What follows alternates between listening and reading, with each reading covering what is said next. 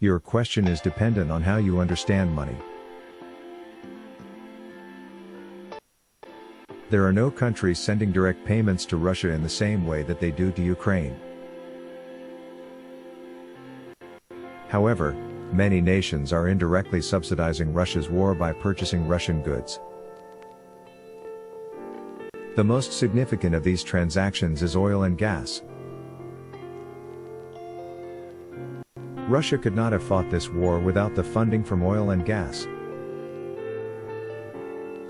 Russia is also selling military weapons that had been stored in order to fund the war.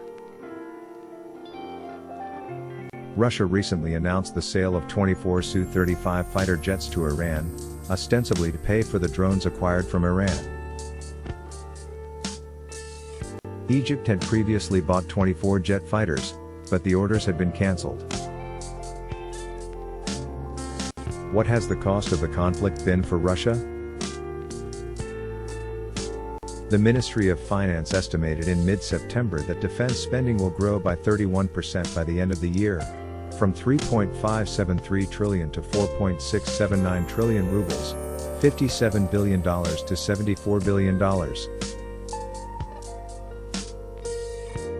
This includes the additional 600 to 700 billion rubles, $10 to 11 billion, that the Defense Ministry would spend this year on weapon acquisitions and repairs. This was hardly the only significant rise. Another item on the federal budget that witnessed a significant increase in 2022 was general national issues, which increased by 50% to 2.629 trillion rubles, $42 billion. Expenses under this heading are often incurred as a result of administrative operations carried out by all arms of government. If the surplus funds in this item are attributable to the conflict, it amounts to an additional 869 billion rubles, $13.8 billion, in defense spending. There are also additional increases.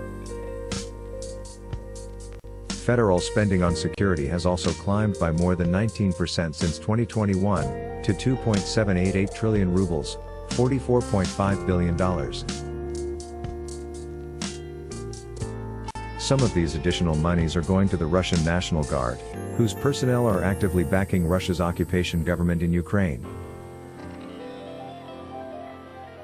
The Kremlin declared partial mobilization shortly after the approved budget was unveiled. As a result, if everyone was mobilized, 318,000 people were recruited into the army.